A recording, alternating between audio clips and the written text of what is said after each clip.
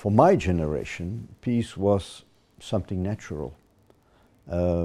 We were the first generation knowing peace all the time. There were no threat of war at all during those 65 years. But I hear the stories of my father and my grandfather from the First World War and from the Second World War. My father had to dig his own grave when he was 17 in the beginning of the war in May 1940. And it impressed us a lot as we were kids, and I still remember when he told us that story. And my mother was fleeing to France with our mother on bike and so on. But your father dug a grave and then he escaped in, the last moment. Otherwise I wouldn't be here. Obviously. It's as simple as that. But so we had that personal testimonies coming from our families, and in my case my father and my grandfather and my mother. But the next generation, my kids, they can hear it from me, but that is already far away. And I think that my grandchildren, for them it is really history, really history.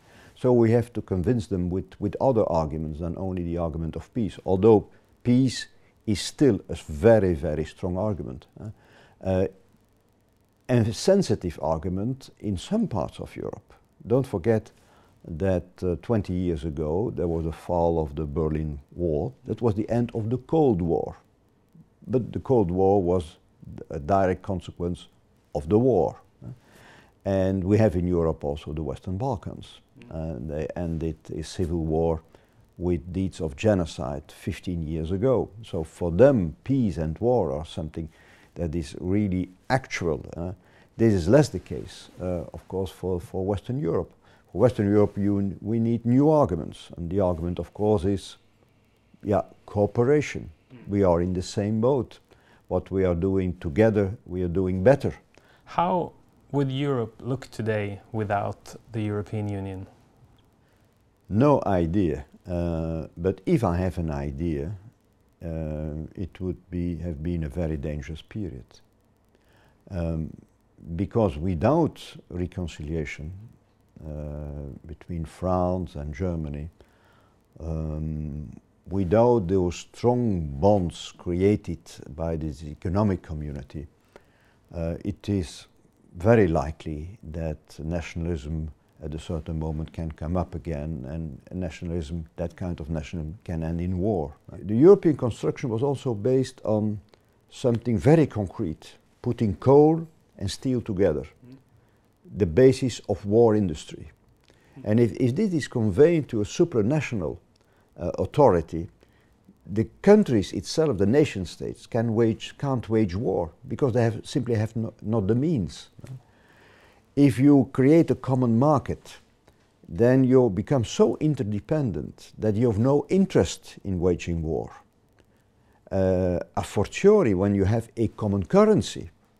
So in a very pragmatic way, the fathers of Europe created something irreversible. Europe is not a model for the rest of the world, because that is too pretentious. But we have something specific.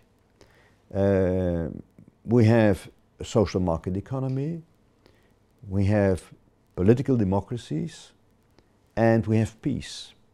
And taking this together, this creates something unique. We are not missionaries, but we are promoting those values. And of course, if we have the occasion that young democracies can join us, this is part of our mission statement. Then you are in the heart of the European Union. The British historian Timothy Garton-Ashey has called it the power of induction, making something happen in an object close to you by magnetic attraction. So that was a nice picture of this. Yeah, you can call it also in another way. We are sexy. We are attractive. We are attractive because as long as people want to join us, then I think it's fine. It's fine. So even today the euro is sexy. Yeah, yeah. Never expected it.